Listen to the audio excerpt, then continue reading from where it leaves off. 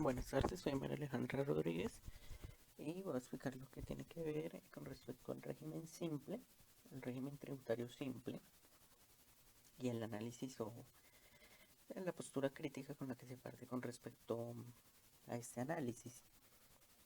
Hay que entender que el régimen simple de tributación se origina como un desarrollo de lo que en el 2016 se denominó un monotributo. El monotributo era un impuesto alterno, una alternativa al, a lo que se venía viniendo dando con la tributación con respecto al impuesto de renta y los complementarios.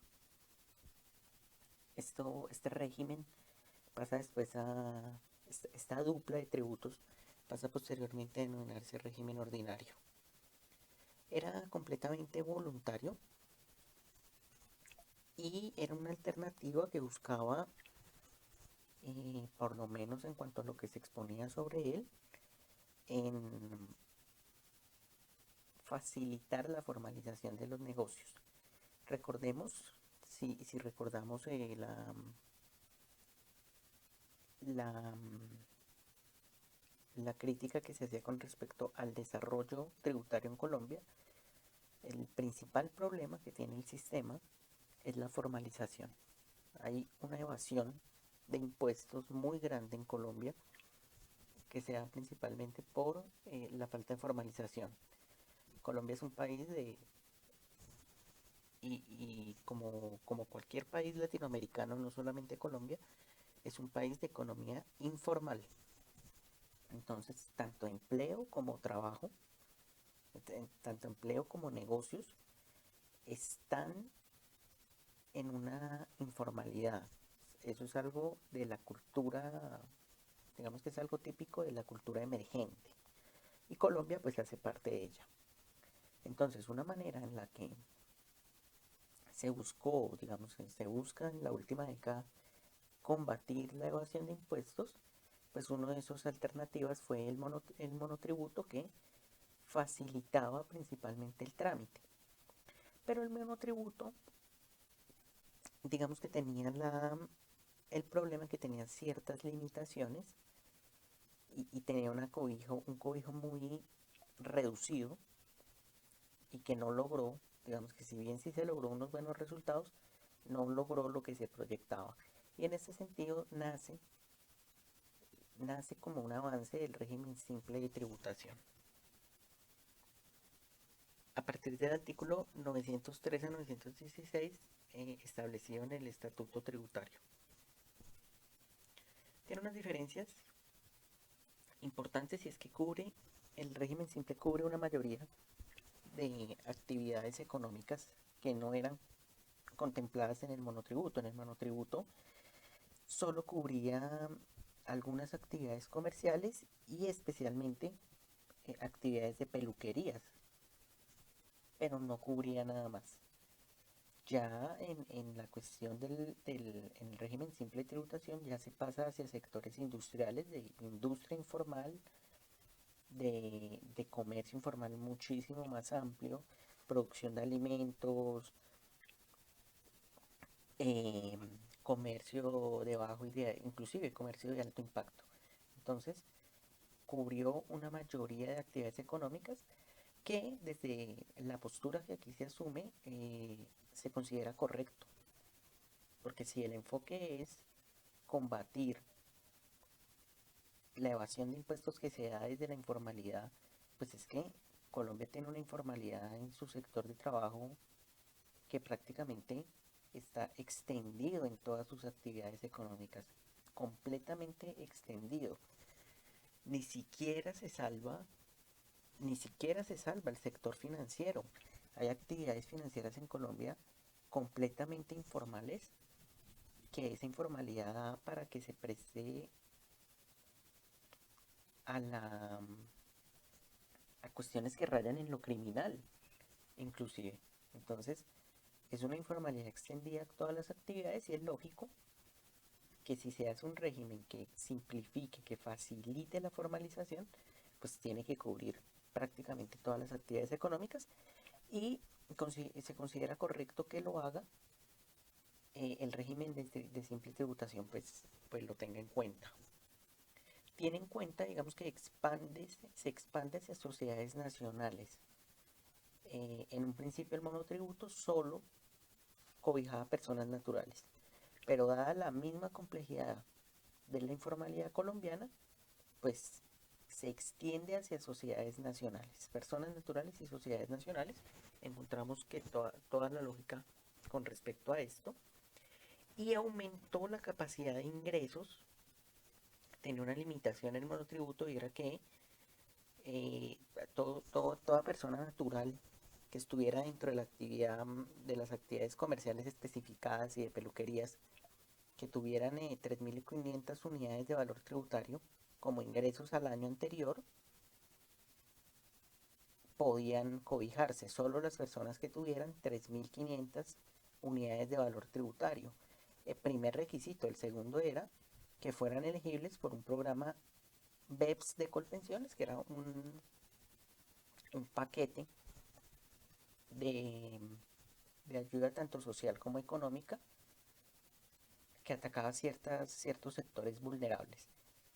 El régimen simple de tributación, y aquí nuevamente considero fue un acierto, es el aumento a la capacidad de ingresos del año anterior de 80.000 unidades de valor tributario, y quitó el hecho de poder ser elegible por el programa BEPS. Entonces cubre estas diferencias, y lo que se ve que se quiso hacer con el régimen simple fue lograr expandir su radio de acción, y eso es completamente lógico y lo encontramos completamente acertado. Como un régimen alterno al doble tributo que se venía dando, empieza a funcionar a partir del año 2019, tiene unas fechas establecidas hasta el año 2021. El régimen simple no es una cosa permanente, es un régimen alterno que ha nacido por un tiempo limitado. Pues como ya se decía, extiende tanto su cobertura, extiende principalmente su cobertura con respecto al monotributo. Con respecto a una comparación con el régimen ordinario, primero unifica el impuesto nacional de renta y el impuesto municipal de industria y comercio. Entonces es un régimen que se mueve sobre dos tipos de tributación, tanto nacional como municipal. Esto es muy importante porque es un acierto también en el sentido de simplificar. Creemos que el centro de la simplificación está en esto, y es que ha sido capaz de unificar el que probablemente es el impuesto nacional más importante después del IVA, y el impuesto de industria y comercio local, que consideramos es el impuesto más importante a nivel local. Se liquida sobre ingresos brutos fiscales ordinarios y no sobre la renta líquida, y esto facilita muchísimo los trámites que hay que hacer. Cuando se liquida sobre los ingresos de renta líquida, se tienen que hacer un número de trámites mayor, llenar unos tipos de formularios mucho más complejos.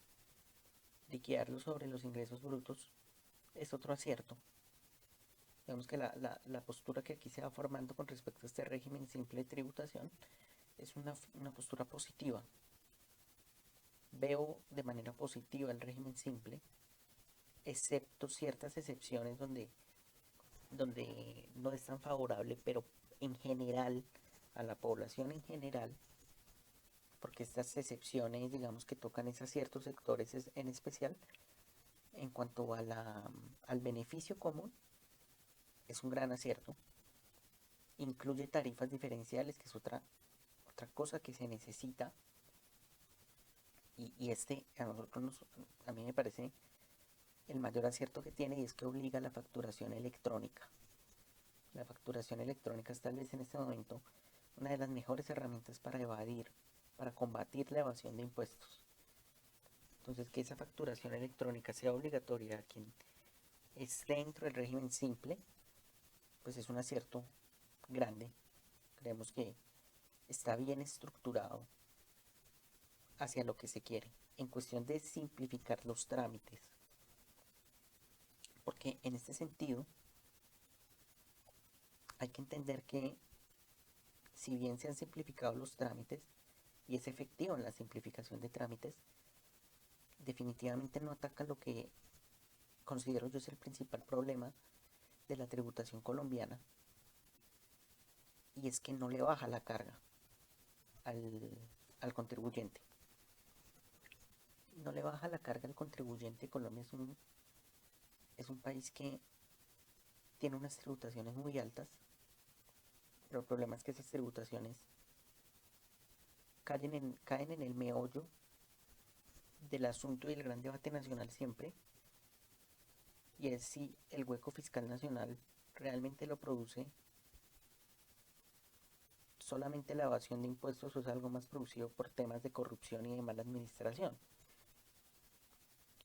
Y en ese sentido, parece más lógico que para la formalización se lograra bajar la carga tributaria. Y de aquí se parte, y la postura personal es que debería haber un bajo en la carga tributaria a nivel nacional. Creemos que el meollo del asunto no es la evasión. Obviamente la evasión es importante, genera un hueco fiscal, pero ese hueco fiscal está más producido por temas de corrupción y de mala administración que propiamente por carga tributaria. Si no existiera ese hueco de 50 billones que se pierden en corrupción al año, es probable que no hubiera esa necesidad de llenar esos huecos, grandes huecos fiscales, con una carga tributaria tan grande. Es probable que si se ofreciera no solamente un régimen que simplifique los trámites, sino que baje la carga tributaria a los negocios, al comerciante colombiano, probablemente el tema de evasión sería muchísimo más fácil de solucionar. Y hay que tener en cuenta el contexto en el que se mueve esto. Creemos que es positivo el hecho que se ataque principalmente la informalidad, porque es una economía informal, pero esto definitivamente tiene que ir de la mano con un plan de formalización de empleo a nivel nacional y de generación de empleo que toca realmente las estructuras del Estado colombiano. Es un tema estructural colombiano porque la formalización de empleo no solamente es una cuestión de tributación, es una cuestión que toca los fondos y las bases de la economía nacional, es decir, el sistema económico nacional. Entonces, lo vemos como positivo. El régimen simple de tributación es positivo, pero no tiene la eficacia porque tiene todo un contexto muy complejo alrededor que lo dificulta. Sin embargo, es un paso muy importante, pero tiene que ir de la mano con reformas estructurales, reformas que se van hacia temas estructurales del Estado, como lo es las mismas reformas estructurales que está exigiendo la justicia, el sistema económico colombiano, y que no lo dejan ser realmente una herramienta tan eficaz. Consideramos que el principal punto para que no sea tan eficaz es que no baja, no disminuye la carga tributaria, que probablemente también es la principal razón por la cual los negocios informales pues deciden evadir impuestos. Muchas gracias.